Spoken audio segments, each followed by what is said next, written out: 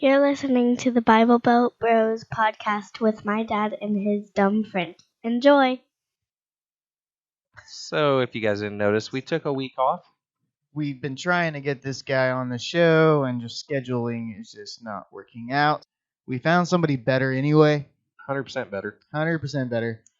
Better because he's He's just better all around. better all around. Yes. Right. And it's the one, the only, Jordan Fisher. What? You guys have the same last name. Oh my goodness, we do. What a coincidence, dude. Coincidence it is. So, Jordan is actually my brother. We've had my dad on here, and we got good reviews about my dad, so we figured, let's try my brother. Don't suck. That's Maya. Yeah, that's Maya. Well, I just meant in general. Just don't suck. Don't Yeah, suck. That's true. Dad set a standard. Now you have to. Live up to it. Yes. Actually, you have to beat it. Ooh. You have to be better than Dad. So you have how many brothers, Andrew? 4? 3. 3. There's 4 boys. Oh yeah. I have 3 brothers. I'm your brother. Oh, true this. So yeah, Jordan is a brother like right below me, and he's the best brother. I guess in everything. Is he the smartest? Yeah, he's definitely the smartest. Is he most athletic? No, he is pretty athletic. At least he's not afraid to play football like my other brother. Cough, cough. But Jeremiah is amazing at baseball, and I see him going places with baseball. Oh, why aren't we interviewing him? Because this is No offense, Jordan, but this is an come on. intelligent podcast. Right? It's not like Maya has a very big IQ. Yeah, that's true. That's true. So, anyways, Jordan, you are known to be on Twitter all the time. Let's see. How many Twitter followers do you have, Andrew? Oh, hold on 1 second. That's going. I have 13. 13? 13 followers. 13.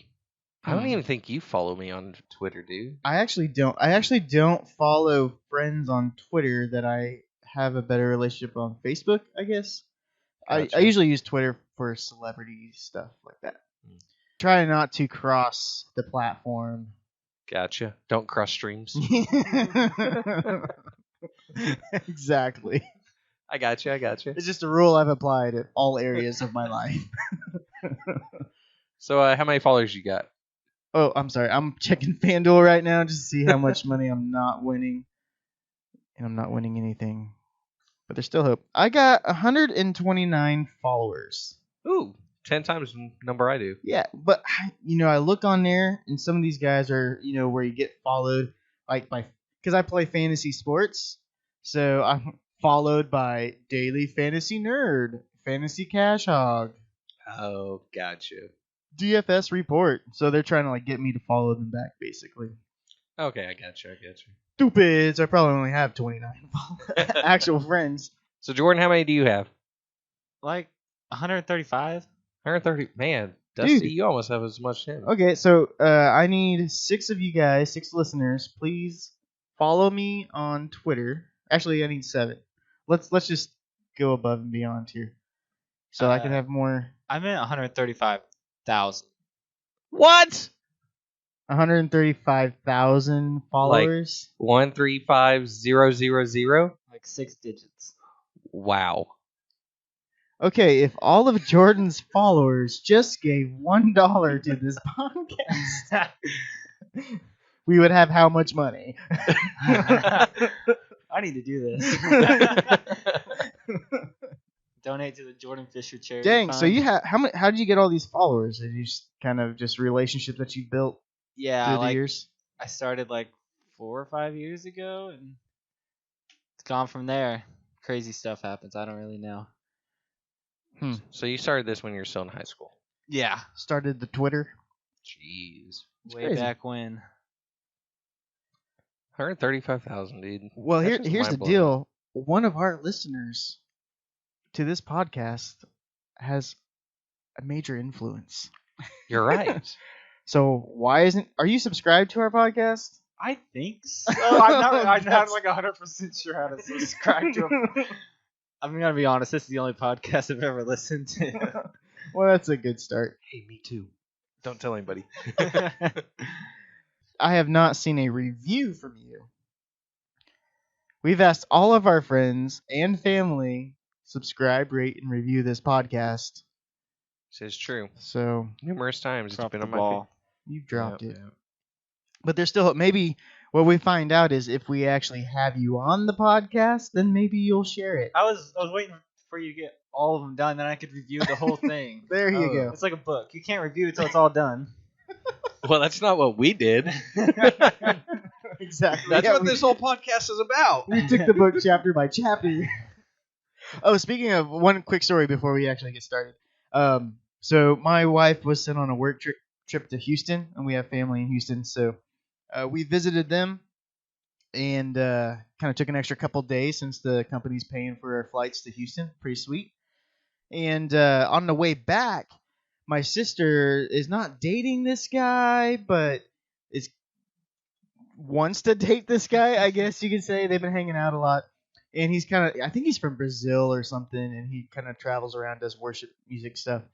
And they've done some videos online of them singing together. It's pretty cool. But anyway, so we're in the airport of Houston, and this guy walks into the bathroom, and my wife goes, "I think that's Crystal's friend." And I was like, "What do you want me to do? Like walk next to him in the urinal and go, 'Hey, dude, do you know my sister?'" I mean, I don't know what to expect from there. I was like, "Nah, I mean, it can't be. The dude's like, I knew he was getting ready to leave my sister, but I didn't know where he was going, which next city.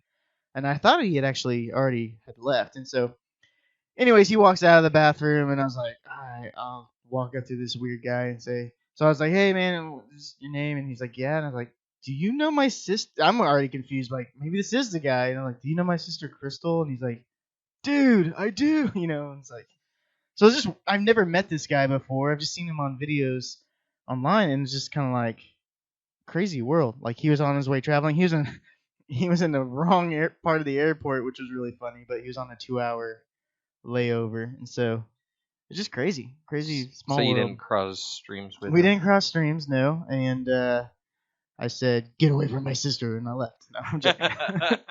I'm joking. He seemed like a nice guy. Sorry, Crystal. Sorry, Crystal. You're single forever. Yep, because of Dusty. So, all right, let's get to what we've learned so far in the podcast. Here in just a second.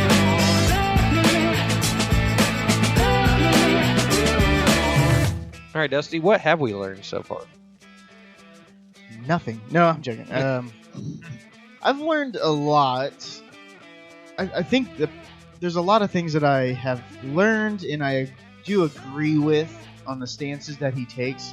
I think the only thing I've really disagreed with Frankie in this book has been the application of it.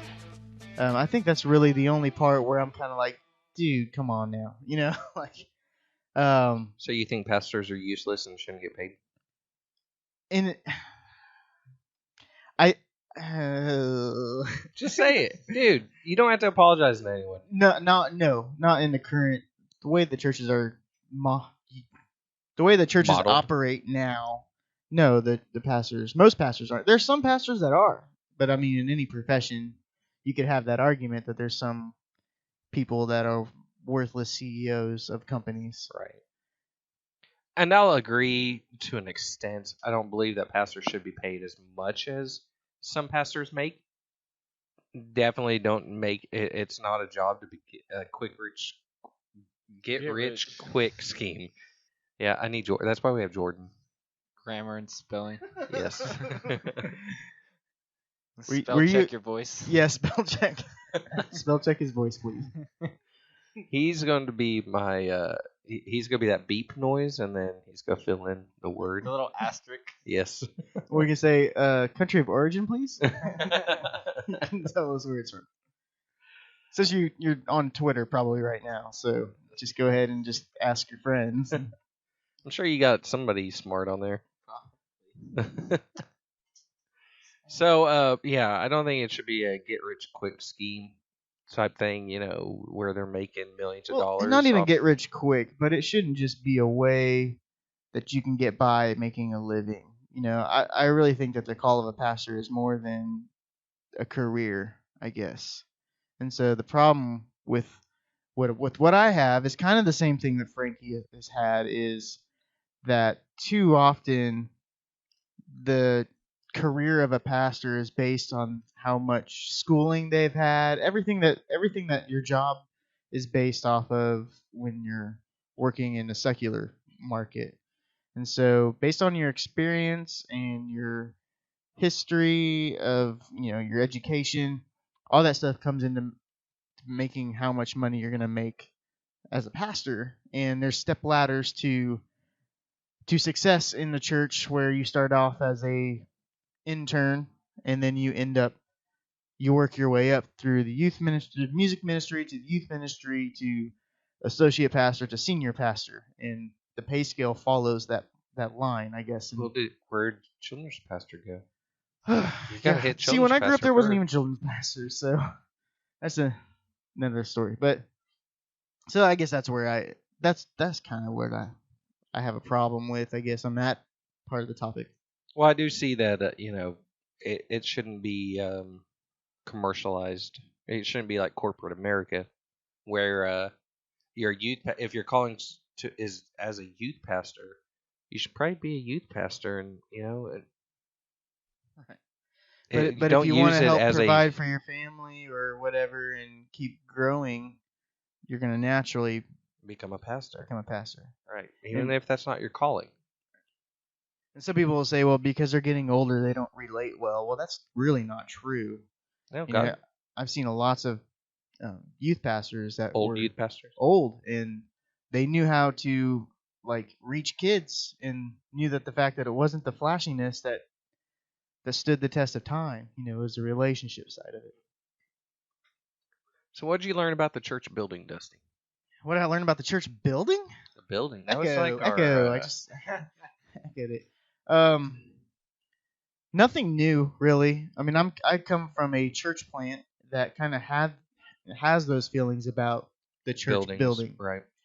and so, which we have a church building now, but but we grew up with the model of it's not about the building, and so I've already kind of had that mindset.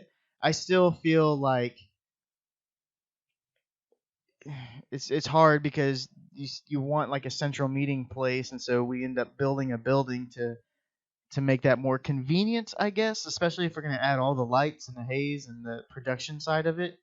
It's really hard to start setting up hours and hours and hours a week for a 1 hour service. Kind of seems pointless. But at the same time, then you're paying all this money for a building you meet in once a week. Kind of sucks too. It does. And that's that's why I like churches that use their building as multi-purpose building. They don't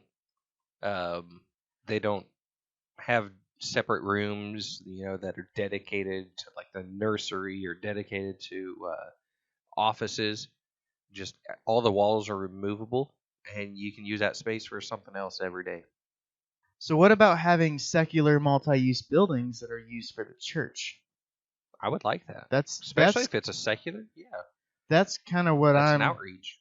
more passionate about, and I don't really necessarily feel like meeting corporately as a huge group of people to. So, like, say the community building here in town, the Case Community Center. Yeah, but I don't think that's something we have to do every Sunday, I guess. Oh, I see what you're saying. Like I feel like focusing more, like the church in Acts, they met daily in their homes and their relationships with their people and their friends and their families that were with them, and I think if we focus on having some of that attitude. Hey, when did Focus get a T?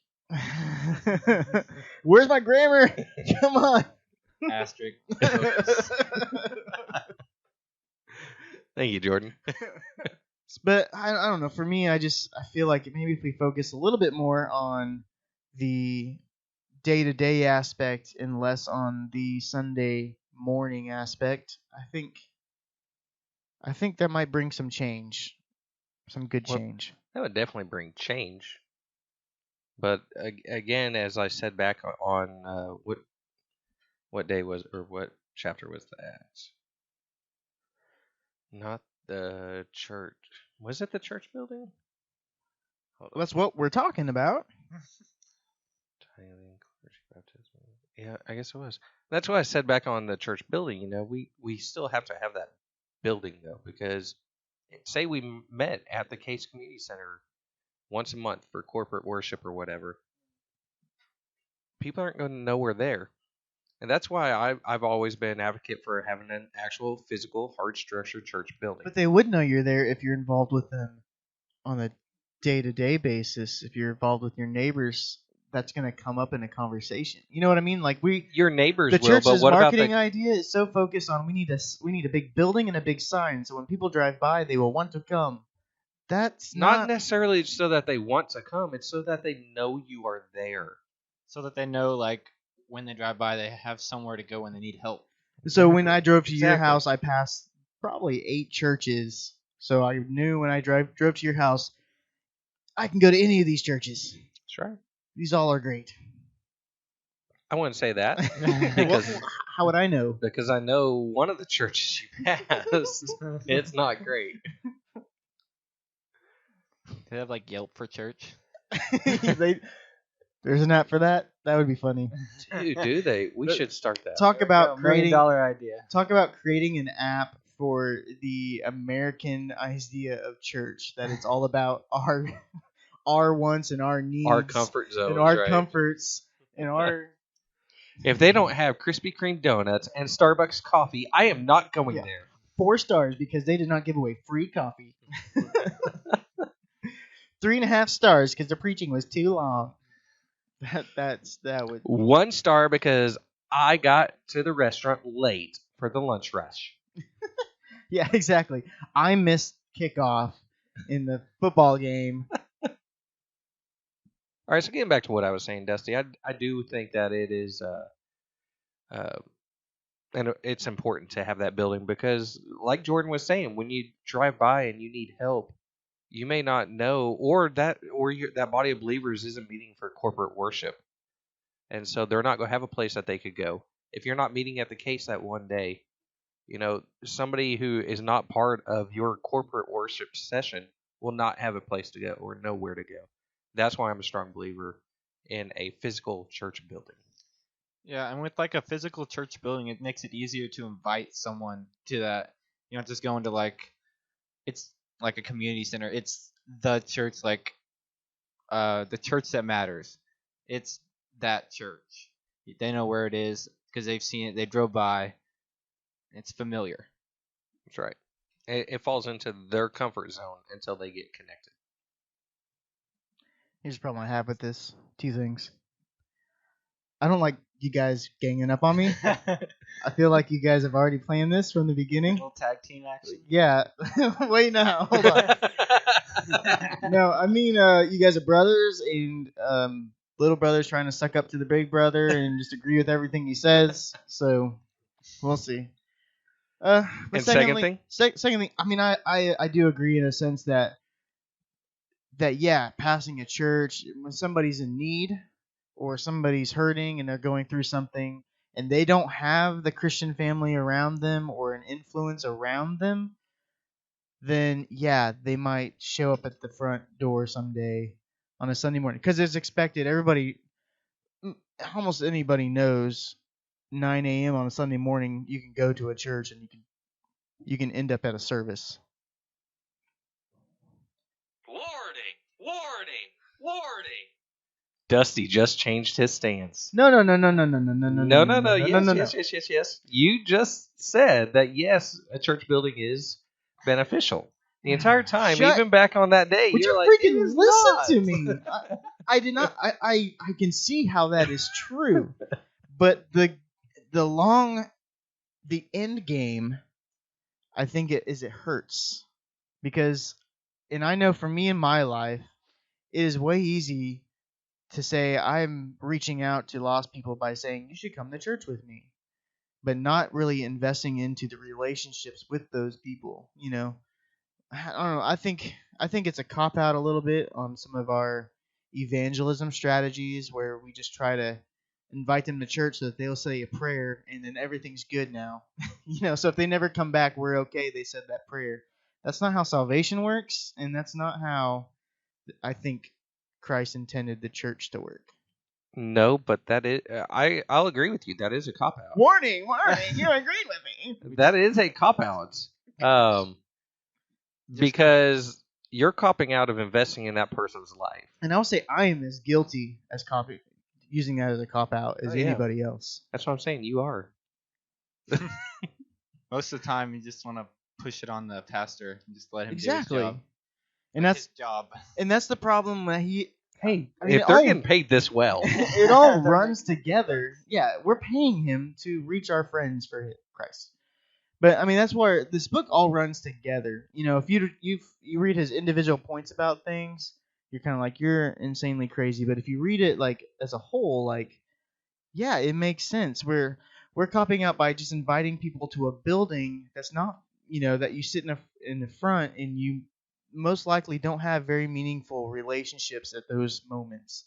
And then we pay a pastor to do our evangelism strategy for us. So we invited in the church pastor, you do your thing and make it enjoyable and get them saved, and we've taken all of the responsibility that the gospel has for each believer. We take it away off of ourselves and we put it on the church, and everything that happens in the building is more important than what we do when we're with it's actually funny. All the people's lives that I've invested in and I've talked to Christ about and I share with on a daily basis, I have not once invited them to our church. That's so funny. No, that is funny. But it's mainly because they don't live in Sand Springs. The ones who live near Sand Springs, But why don't you invite them to them. a church? I have. Say, hey, Better believe it. you should go to by yourself to this other You better church. believe I've done that, and I've told them who to connect with at certain churches, and I've even told them I would go with them. But do you think maybe and I'm not saying that they would, because there's probably more issues besides them stepping in the doors of a church, but maybe if you brought them and helped them make relationships with people in that church before they showed up at the front, would that help them? That probably would. But again, hey, you're relying on that church now, so there's a need for that church building. Where are they going to make those relationships? Well, here, let's use Jordan and I as an example. Actually, let's use Jordan. Jordan. Because Jordan, we're from Missouri. He goes to college in Arkansas. His influence and his friends are all down in Arkansas. He's not going to bust them up to Missouri every Sunday for a church service. I don't think he should. So he gets them involved down there in a local church. Or why don't you just have church with him, man? Because Jordan's not always going to be there. So? Jordan, again, lives in Missouri.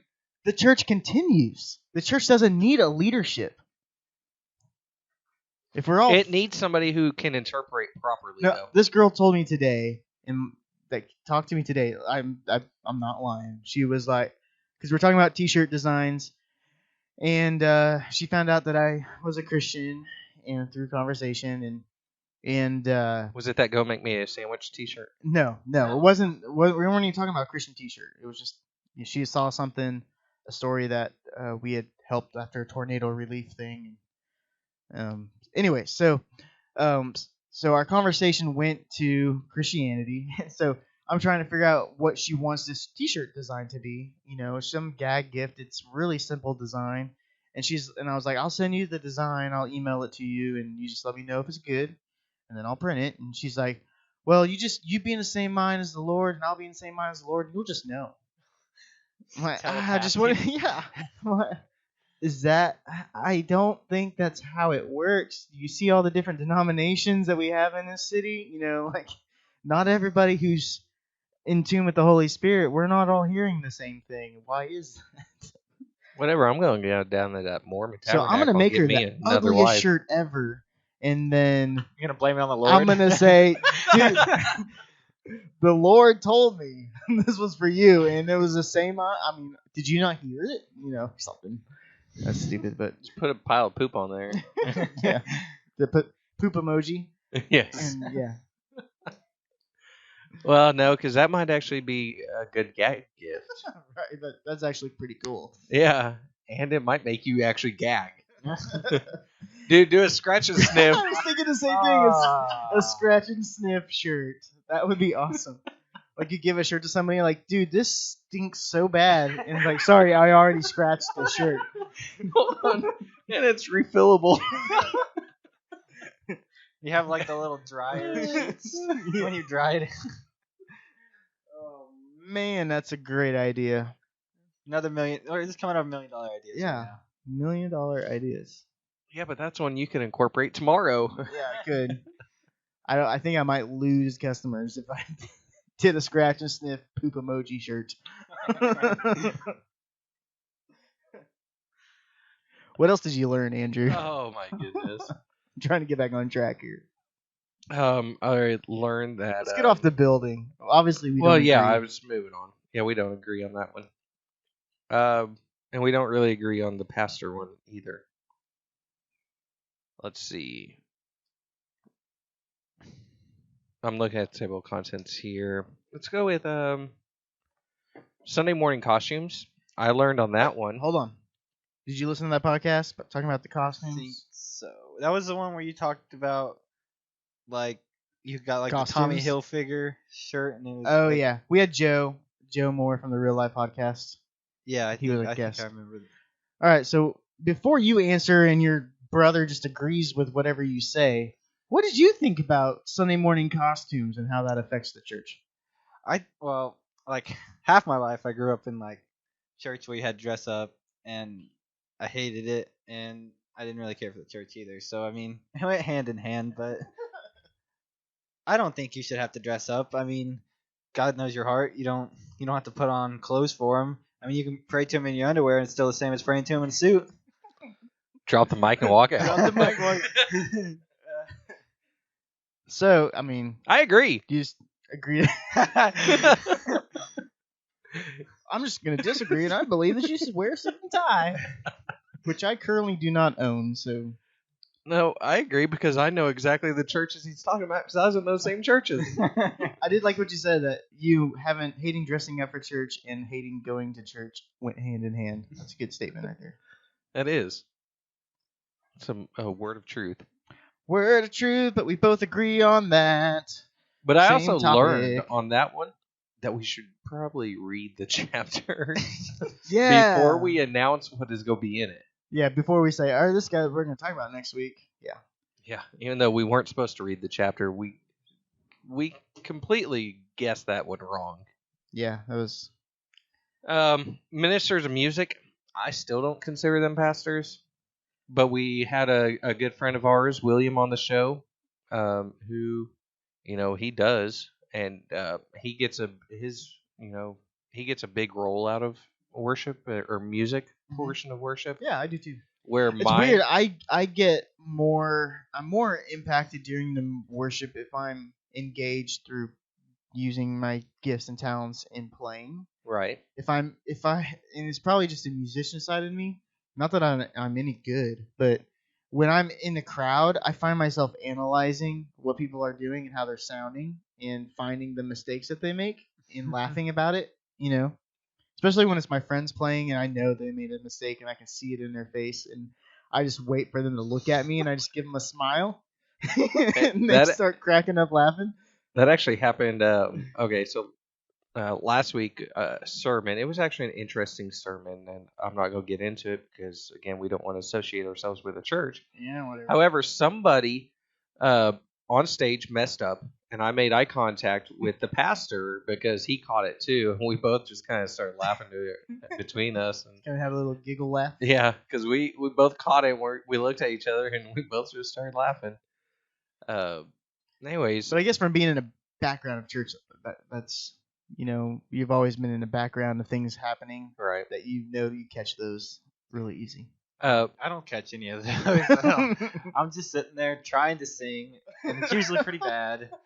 And so I don't get any enjoyment out of singing too much. See, neither do I.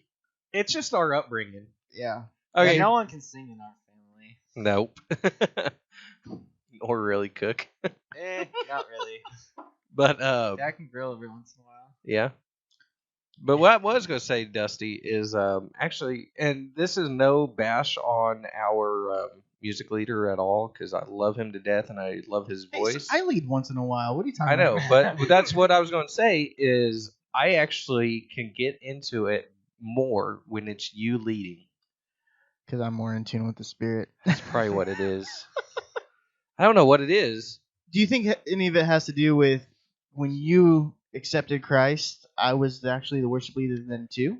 And so maybe it's just part of that, just Flashback. emotional. It could be an Yeah. emotional attachment. Could Yeah. be. And the fact that you were instrumental in my salvation. Could And be. I mess up a lot. So you don't even have to keep watching for it because you just know it's going to happen. I'm like, all right, we're taking a bet here. Taking pool. When's Dusty go mess up next?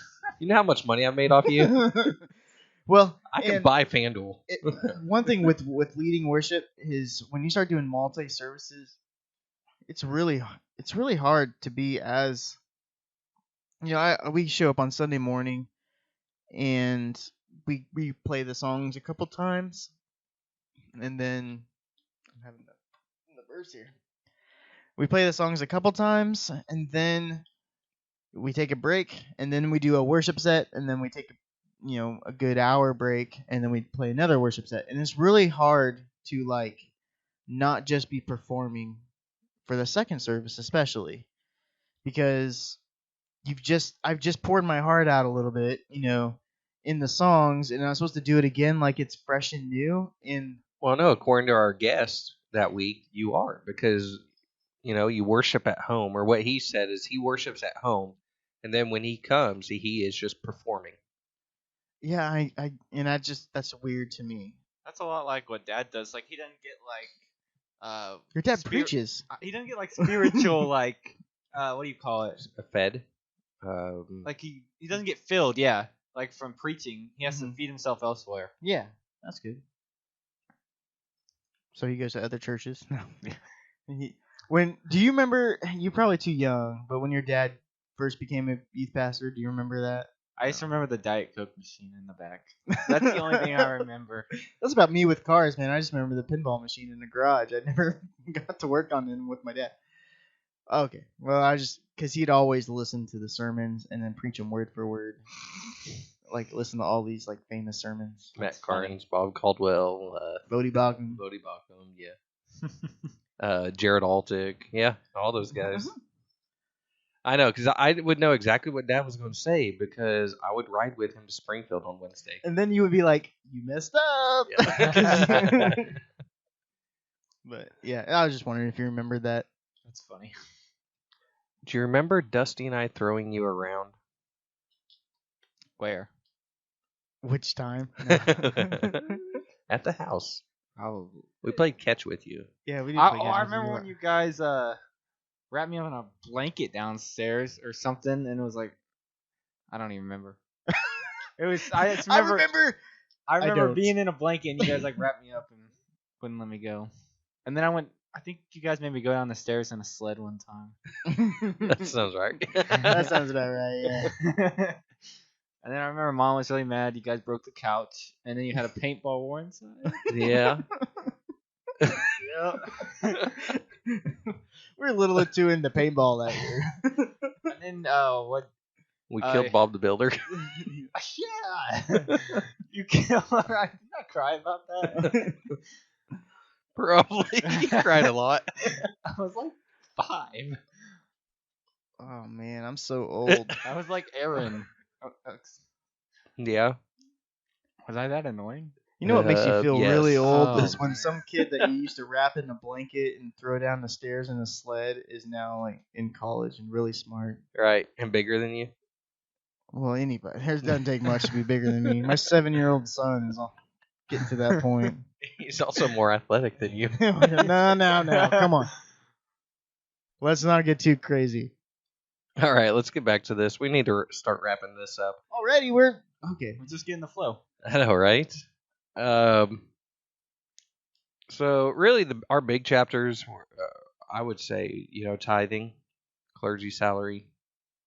That was, I guess, our last big chapter. So, in which Dusty and I, we kind of almost sided with the book in this aspect.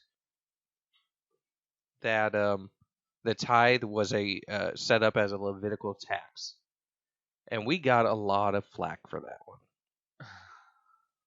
And we, we still believe it. We've read the evidence that supports it. I've looked at the actual verses in the Bible. I've read the footnotes that go along with it.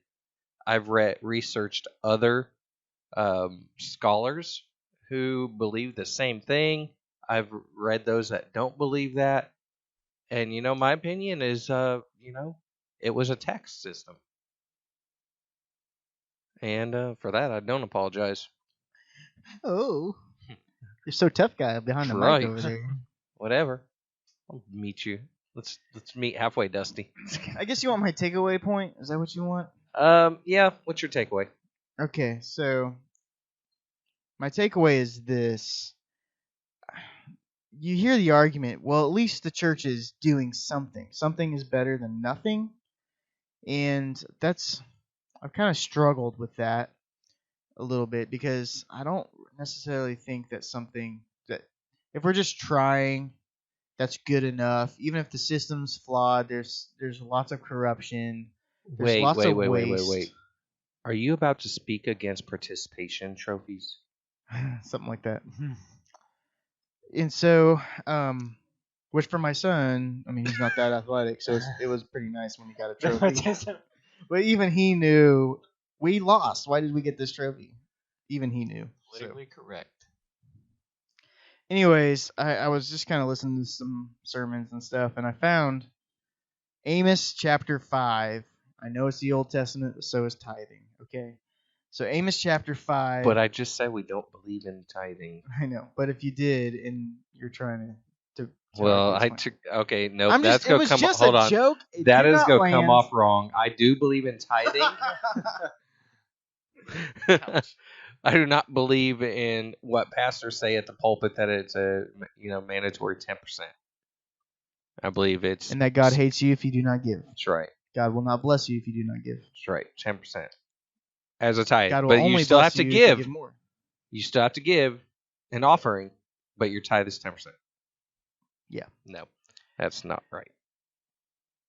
Okay, so Amos chapter 5, it's kind of like God's yelling at people kind of book in the Bible here. That happens a lot in the Bible. Yeah, and so I've always said that, like, I feel like, my question is, could it possibly we be just as stupid as the Israelites were in the Bible? And, we take a system that God made, and in 100 years or 200 years, we just filtered it back into the same stupid stuff we were doing before that Jesus actually came to get rid of. And so I've been wrestling with that because that's what I feel like. I feel like, man, God came and he set up this great system, and then we started putting the crud back into it, the crud that makes it more acceptable to the secular culture or fit in more with the secular culture, which is what Constantine did, which was good for the church in a sense where it led to more acceptability in their culture, but at the same time we're losing some of the power, I guess you can say, of the love one another daily kind of attitude. So anyway, so I was just kind of listening. Actually, I think this was Francis Chan that I was listening to, but Amos chapter 5, verse 21.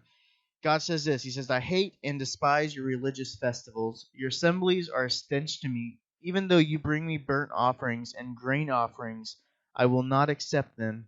Though you bring me choice fellowship offerings, I have no regard for them. Away with the noise of your songs. I will not listen to the music of your harps. But let justice roll on like a river, righteousness like a never falling stream. Did you bring your sacrifices and offerings for 40 years in the wilderness, people of Israel? You have lifted up a shrine to your king, a pedestal of your idols, the star of your God, which you made for yourselves. And so when I read that verse, man, it kind of scares me a little bit with what church is. And just because we meet on Sunday morning doesn't mean that's an acceptable gift to God. And people, and I might be wrong, but people are saying things like, when they use that verse, two or more are gathered, God will hear your cry. I don't. I think that's a little misused a little bit, because just because we tell God to do something doesn't mean He's obligated to do it. God is not our lap puppy that we call whenever we want Him. And I think as a church, we just assume that just because we're singing praise to God, what we're feeling is from God. And I think sometimes we're feeling a little bit more of, I think some of the feelings that we get, we say are the Holy Spirit sometimes, but really it's just ourselves wanting to feel this way, wanting to feel better about ourselves, but we're really not tapping into the power of the Holy Spirit. Does that make sense? And Yes. a little bit. And so, I don't know, so it just scares me that as I look at the church in general, the amount of money and time that's wasted on making these 1-hour services happen. Yes, there's some churches where that 1-hour service is impactful to people's lives, but overall, that is not the case in the church. And overall, most of those things are just a stupid noise to God, I think. And it's just a stupid offering that we try to bring, even though they brought him the burnt offerings, the grain offerings, the best. God wasn't saying these weren't the best, but it was because they didn't regard what their first love. They didn't love people, and they didn't love the poor, and they began to build offerings and idols mainly for their own feelings. They made their own gods for themselves, and it became more about themselves than about God. And I'm scared that that's kind of where the church has gone. All right, you're repeating yourself, and I'm going to cut off your 10-minute rant. Thank you. Cut that down, please. So, first off, I wanted to come back with I can't get used to you and your glasses. Sorry, my wife thinks that looks hot. I kind of... Wear them for her, not for me. Well... The real love. Right? Wear nothing for me.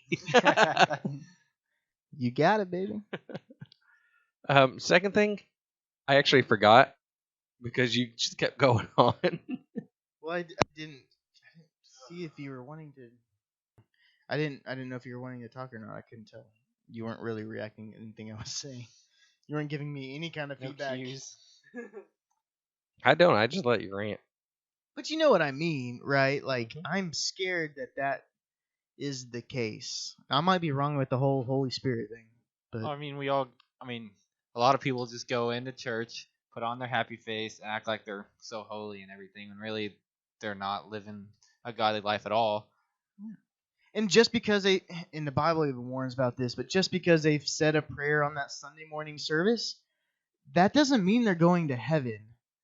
Just because they show up, like you said, on Sunday morning, they put on the act, they become a good person, doesn't necessarily mean they're going to heaven. Now, I say that, and how can I judge people? But still. Mr. Spudchecker. I had to go back to him. Oh, yeah. Because what Jordan reminded me, or what Jordan just said reminded me of Mr. Spudchecker. So before we wrap this up, this is going to be the last discussion we have about this book. We are done with this book. We are done. Thank you. We're actually having a book burning session. Where do we go from here, Dusty? Where do we go from here? Name that band. I don't know. I think it's Pillar. Okay. Not 100% sure, though. How we disappear? I They're think from Tulsa. It's Skillet. Just kidding. I know Rob actually was the lead worship pastor at Life Church on 41st, and then he became the campus pastor there. Yeah. So, speaking of corporate model and working your way up the ladder. touche, senor. Just a little bit. All right, so where do we go from here, Dusty? What's next? Well, just when you guys thought it was over, we're going to continue having a podcast. What? I don't get a vacation? No vacation. I don't know. But you went to Houston. I did. So what? Now I'm obligated to listen to more podcasts. Exactly. So you must subscribe, Jordan. Rate and review. Rate and review. Can I rate and review my own podcast? Yes, I did. Yeah. Oh yeah, it's a great podcast. Yeah. Best speakers ever. Especially that Andrew guy. He's so amazing. Well, we're gonna continue to tap into our resources. I mean, we've grown up in church. I've been in ministry. We just have tons of ministry friends that we're gonna be able to bring on, and we're just gonna continue to tackle topics like I'm sure we'll come back to tithing as much as Andrew's like that one, and other things. I mean, I'm really interested in. I have a friend who's a pastor at a Pentecostal church, and I'm really interested in the whole tithings, or not tithings, Speaking in tongues. speaking in tongues, And I want to know how they tithe too. and how they tithe. Yeah. Every guest we're going to have on, I'm going to talk to them about tithing. We're gonna have them give us their tithing statements before they get on the podcast, just a review. Make sure you're really meaning what you're saying. And then one of the topics I want to talk about, which we're going to try and get a guest on for this one, is hell. Are there two different hells? What? Oh, yes.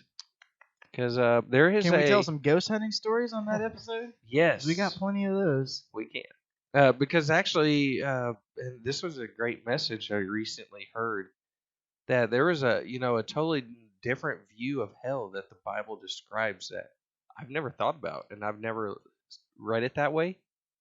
But there is so much, so much scripture, pointing this way that it was such mind blowing that I want to discuss that now. I'm Okay. interested. Well, I better figure out what you're talking about so I can have some sort of knowledge on that. Why you never read the chapters, anyways? But I listen to things, and I talk to people. I did other research. Yeah. All right, so we're gonna start this Twitter thing. We're gonna see if we can beat Jordan. Let's get as many followers as possible. Yeah, but we're gonna combine our accounts. Yeah, we'll combine.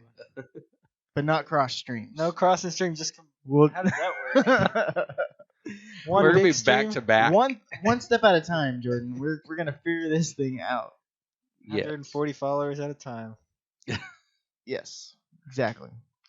So thanks, Jordan, for being on the podcast. I mean, we'll probably have to cut out because you talk so much. I mean, you're just like, golly, it's not about you, okay? Right, the guest is not supposed to run the show, Jordan.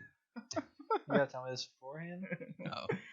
And That's the last time I let you prep the guest, Dusty. yeah, who picked this guy? Hey, when's Maya freeze? I'm joking. He's pretty heavy in baseball right now, so it's gonna be a few months. That's right. All right. So we will be back next week with more awesomeness. I'm actually interested. What are we gonna be back with next week? I have no idea. We'll let the spirit guide us, Andrew. Wow. Scratch a sniff t-shirts. Hey, I tap into the Holy Spirit. You'll tap into the Holy Spirit, and we'll show up next week with the same idea. That's how it works, right? It better be a scratch a sniff t-shirt. Later.